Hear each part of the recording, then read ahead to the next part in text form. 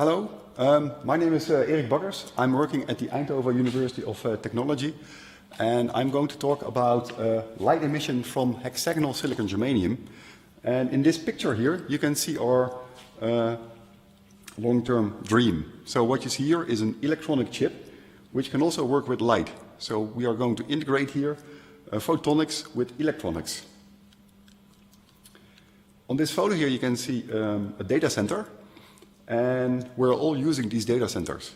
So if we are looking to for streaming videos, movies, if we do, let's say, searches on Google, if we upload our photos, if we do online shopping, we're all using these data centers. And they have been big in the news lately because they consume an awful lot of energy. On this slide here, you can see actually how much energy they consume. So in this graph here, you can see the energy consumption over the years for different aspects of information technology.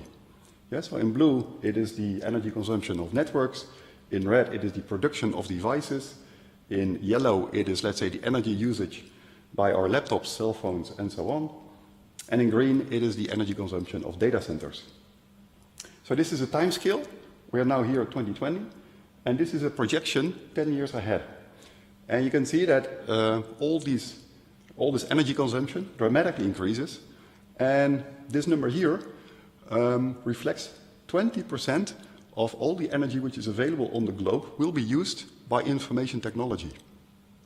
And so we're using really an awful lot of energy in information technology. On the previous photo, I have shown a data center where you can see all the computers, all the mainframes. If you would go to the basement of a data center, you will find this image. And so you can see a lot of pipes, and this is for the water cooling. So this is for dissipating the heat that is generated in such a data center. Well, all our electronics, so all our laptops, all our cell phones, all these data centers are based on chips, on electronic chips. And these chips are made from silicon. And on these chips, information is sent around by electronic signals. And every electronic signal suffers from an electrical resistance. And so you can see a wire, and this is then a resistance. And if we want to send a signal through this wire, it suffers from resistance, and therefore it takes energy to transmit this information. And well, this energy is depleting our battery, or it will take, let's say, more wind parks to power our data centers. Well, this energy which is consumed is actually transformed into heat. And so we are heating our chips, and that is bad news because our chips, our cell phones, operate better at low temperature. Therefore, we have to implement extra cooling to cool down our heated chips, and that takes additional energy. And lastly, because all our electronics are working with transistors, and we are charging our transistors via this resistance. And that limits the speed of operation of our devices. So we have three main problems which are all related to the electrical resistance. Well, it's well known that light does not suffer from resistance. So why don't we use light actually to transfer this information? Well, I think this question makes sense. And basically, we are using light already to transfer information, because the whole internet is based on light. So all our continents are connected via glass fibers, which are lying on the bottom of the oceans. Even, well, within countries, and even houses are connected via glass fibers. And light has two main advantages. First of all, it doesn't suffer from resistance. And secondly, it has much higher bandwidth. Yeah, so we can transfer at much higher data rates. And so these are the advantages of light. On the other side, if you would zoom in such an electronic chip that I've just shown, then it may look like this. So this is an Electron microscopy image of the smallest features on such an electronic chip. And what you see here are transistors. And these transistors are really small, so some tens of nanometers, and they operate with very low energy consumption. And so these transistors actually are pretty good and very difficult to improve. And for sure, we cannot improve these by using light. So in the ideal situation, we make a combination of these transistors, which were electronically, and then we transfer the information over longer distances by using light. But then we have to integrate electronics with photonics. And that is the big goal of our research. Well, all these chips are based on silicon, and silicon is a semiconductor. And it's quite a good semiconductor, maybe not the best, but it has certain advantages. First of all, it's abundant. So you can see a photo of a desert, and all the sand here is composed of silicon oxide. Yeah, so silicon is widely abundant, widely available, and therefore it's also very cheap. Secondly, silicon has a very good oxide, which is the silicon oxide, and this is used to make functional devices. Yeah, so silicon has some advantages, but the main disadvantage is that silicon cannot work with light. It cannot emit light and it cannot absorb light. And that's a pity. And the current best solution is to integrate other materials in a silicon platform. So in the image here on the left side, you can see at the bottom a silicon wafer in which we have all the circuitry integrated, so also the transistors. And what we do now is that we glue on top a layer which is composed of indium phosphide. So it's indium phosphide, that's a different semiconductor. And this material is very good in working with light.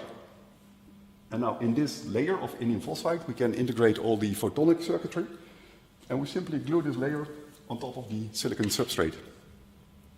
This works. We can even do that at a wafer level, so we can scale this up. But there are two main disadvantages. And the first one is that indium phosphide is a very expensive material.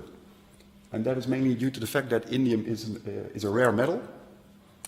And secondly, it's difficult to integrate this indium phosphide at a smaller scale, so at the transistor scale in the silicon circuit. So we come up with a completely different approach, and we are going to change the optical properties of the silicon. So silicon is made of a crystal, and if you look to a crystal, then it's built from atoms. And these atoms can be stacked like marbles. So if we now do some kind of thought experiment, so we have a small box in which we put marbles. In this case, it's blue marbles. And then we shake a bit. And you will see that after a while that these marbles will organize themselves in this pattern. And you can see some threefold symmetry here. If we now would throw in a second layer of marbles, which are red, and we shake a bit, then you can see that the second layer of marbles actually will sit on top of the depressions which are present in the first layer. Yeah? So you have a depression, and like this, the second layer of marbles will organize. If we now add a third layer, again, this third layer marble will be, let's say, in a depression of the second layer, as you can see here. Yeah? So now we have three layers, which are called A, B, and C. And if you have watched carefully, you can see that the position of these atoms is for each time different. So they all occupy a different position. So this is called ABC stacking, and this is how normal cubic silicon is built up. And so this is called a cubic crystal lattice, and this is how normal silicon builds its crystal lattice. Now we can also slightly differently stack these atoms. So the first two layers are the same, so this is the A layer, this is the B layer. And now the question is, where will be the third layer? So in this situation, the green marble would have been put here, on this depression. But of course, we can also just put it here, just on top of the first layer. Here is also a depression.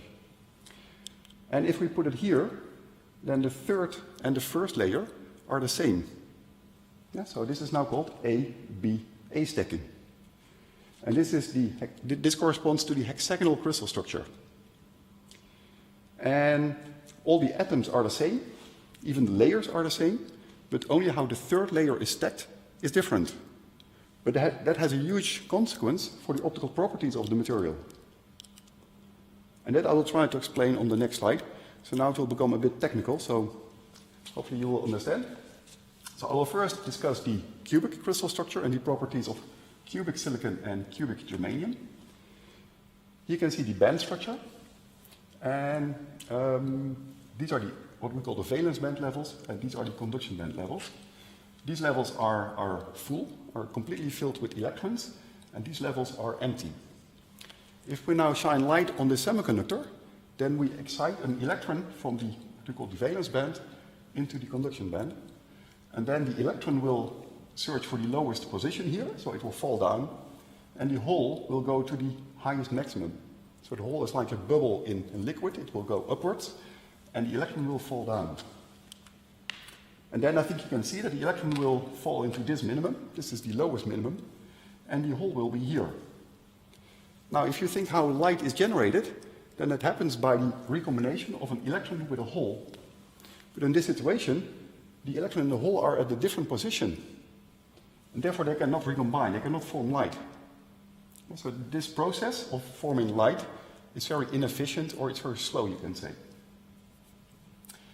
So this is the situation for cubic silicon, but this is now the situation for germanium.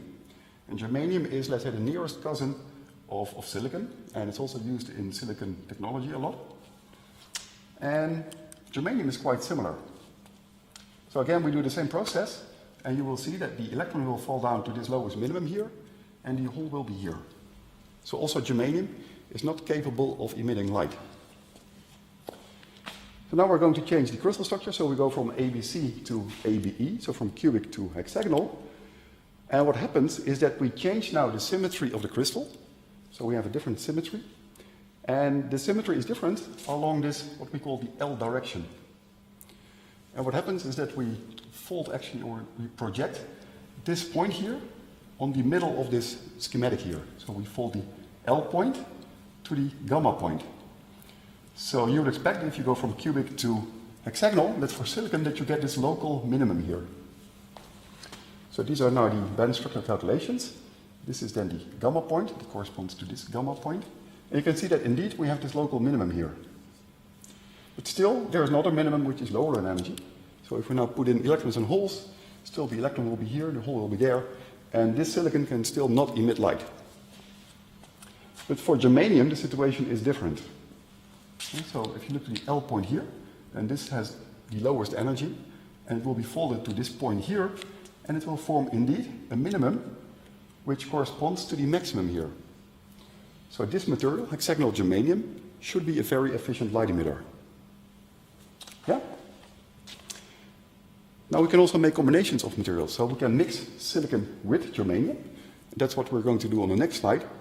And basically, we will have light emission if this, what we call the gamma minimum, is the lowest in energy. So now on the next slide, we will make mixtures of silicon and germanium, and we kind of connect the minima, so the L point, the M point, the gamma point, and the A point from silicon with germanium. And this is how it looks. So this is an energy scale. This here is pure silicon, and this is pure germanium. And here you can see the values of all the minima. And what I mentioned on the previous slide is that if the gamma point is the lowest, then we can have light emission. And so then you can see that on this side of the graph, that the gamma point is actually the highest in energy. So for these compositions, we cannot expect light emission. But for these compositions, we would expect light emission. Yeah? So here the gamma point is the lowest. And here we would have this, what we call a direct band gap, or we would have light emission. And the energy of the emission can be tuned in about this range. So between like 0.3 electron volts and 0.6, 0.7 electron volts. So that is what we are aiming for. And this is well known actually since the 70s. So these predictions are out there already for 50 years. But the question is, how can we fabricate this material? No one has ever fabricated this material. So that was the big question a few years ago. So how can we realize hexagonal silicon germanium? Well, this is the approach that we have followed. So we start with a material and we build a core wire. And for that we use either gallium phosphide or gallium arsenide. These are also two semiconductors. And then this material we can grow in the hexagonal crystal structure. And then we overgrow this core wire with a thick shell of either silicon or germanium, or a mixture of silicon and germanium. And by doing this, we force the silicon to copy the crystal structure of the core. So this one grows in the hexagonal crystal structure, and by doing this we force the silicon or germanium also to take this atomic stacking of the core wire. Then in this graph you can see these different semiconductors, and this axis is the most important. So this is the lattice constant, and this is a measure for the distance between these atoms. And I think you can imagine that, okay, if these atoms would be marbles, if these marbles would have the same size, that marbles of different colors would nicely fit on top of each other. And so that means that germanium nicely fits on gallium arsenide, and silicon nicely fits on gallium phosphide. Yeah, so that is what we have tried. Now these are electron microscopy images. The scale bar here is 500 nanometers, so these are really very small structures. And we first now grow these vertical pillars of gallium arsenide, and the diameter of these wires is maybe 100 nanometers, or even a bit smaller. And then we overgrow these tiny wires with a thick shell of germanium. Yeah? So that's what you see in this graph. So now we get these thick pillars, and well, first of all you can see that they have this hexagonal shape, and that's the first indication that we have a nice crystal. And you can also see that they have these nice flat facets, and that indicates that we have high quality crystals. So now we can zoom in, so we can use a more advanced microscope, which is called a transmission electron microscope. And well, here you can see an overview image where you, I think, can recognize a core shell structure. So we have one material in the center here, which is gallium phosphide, and then we have a shell here of silicon. Now we can zoom in, and we can go to the atomic level. And in this graph, where the scale bar is 2 nanometers, you can see the stacking of the atomic layers. Now, this part is the gallium phosphide, and this part is silicon. And this is a model of a crystal where we would have this hexagonal crystal lattice. And so what I explained is if you have the hexagonal structure, you have this AB stacking, so you have this zigzag structure. And these are then the atomic layers. So if you now go to the highest resolution, I think you can recognize this AB stacking, this zigzag structure. So this is now the first time that hexagonal silicon and hexagonal germanium have been realized. So now the question is, can we see light emission? That is the big question. So we have these kind of samples, and if you would open these wires, then they look like this. So we have gallium arsenide in the middle, surrounded with a thick germanium shell. And now we illuminate these samples with a laser. So we shoot electrons from the valence band into the conduction band, and now we look to how they recombine and if they emit light. Now here you can see spectra taken for pure germanium and for a combination of silicon and germanium as a function of temperature. So this is low temperature, this is 2.5 Kelvin, so this is minus 270 degrees centigrade, and this is room temperature. Well, first of all, you can see that we do see light emission. So we see light emission from the pure germanium, so we have emission here, and we also have light emission from the silicon germanium. And, well, first of all, I must say that the intensity is very high. It is comparable to the emission of indium phosphide. So that's a first indication that we have a good emitter. Secondly, you can see that the emission works all the way up to room temperature, and that's also very important. I mean, if you want to make like a useful device out of this, it should also emit at room temperature. Okay, and very technically, you can study here the intensity as a function of the temperature, and we see that it decays by a factor of 50 or 100, and that's also a very good indication, and that is comparable to, again, indium phosphide, which is our prototype emitter. And so these are the first indications that we have this direct band gap and that we have this good emission process. Now, in addition, we can tune the chemical composition. So we can tune the ratio between silicon and germanium in the material. This is the emission spectrum for pure germanium. And if we add more and more silicon, you can see that the spectrum shifts. It shifts towards higher energies or shorter wavelengths. So a few slides back, I have shown these theoretical calculations where you see all the minima. And the most important one is the gamma minimum. And in this plot here, we have energy versus the chemical composition. And if we now use the data that we have obtained from the spectra, so we have here the composition, and we now take the maximum of this peak as the emission energy, then we can see how these experimental data points correspond very nicely to the theoretical predictions. Now the last thing that I want to emphasize here is the lifetime. So that's another measure of the directness of the band gap, so of the quality of emission.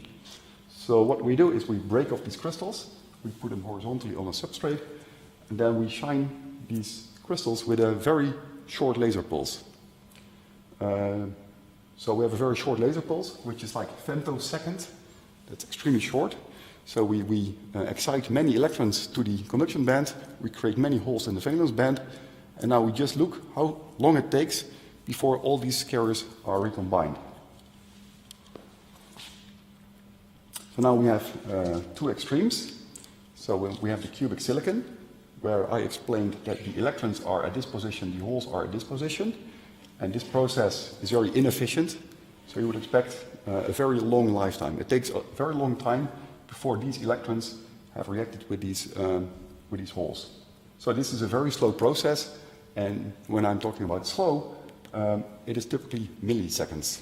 So that's what I call slow.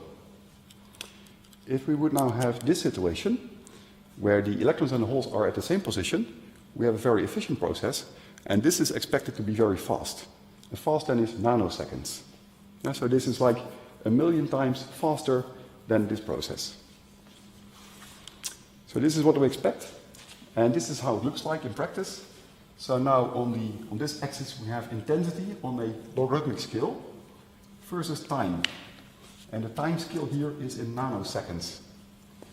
And again, we have done this for different temperatures. So this is our low temperature, this is room temperature. And you can see that all these decays are happening on the time scale of nanoseconds. Yeah, so we are really looking at such a fast process. Okay, and that brings me to the conclusions. So we have fabricated here a new material, which is hexagonal silicon germanium. It emits at a very high intensity, and it has a very short lifetime. And this combination means that we have made a very good light-emitting material. And well, we think this is very promising for integrating this into silicon technology.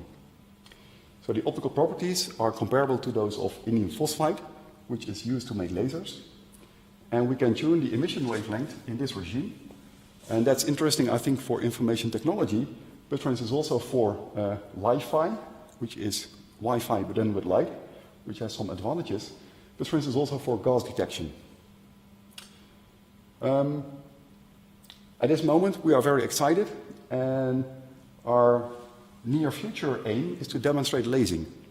So we can use these nanowires themselves as a laser cavity. We can emit them with a very high, or we can excite them with a very high intensity, and then the wire itself should act as a laser cavity. And if we can demonstrate lasing, for us it's proving that we have these very good optical properties. And the second thing that is on our radar is we want to integrate this technology into silicon technology. So at this moment, our process is not really compatible to standard silicon processing, and that is the other aim. So to make it compatible such that it can be used in the big silicon factories. And before I finish, I would like to thank the people who did the actual work. So in this photo, which is taken in our lab, you can see 3 of our students. So this is Ellen Fadali. She has been responsible for the growth of these beautiful crystals. This is Marvin van Tilburg and Alain Dijkstra. And these 2 guys have been responsible for the optical measurements. What may be nice to mention is that this whole project happened in a big European project with the universities of Oxford, Linz, Munich and Jena, and also IBM in Zurich has been involved. Thank you very much.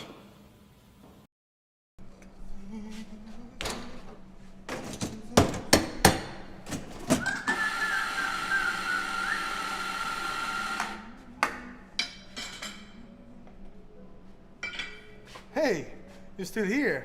So you like the video. If you want, subscribe and click the bell.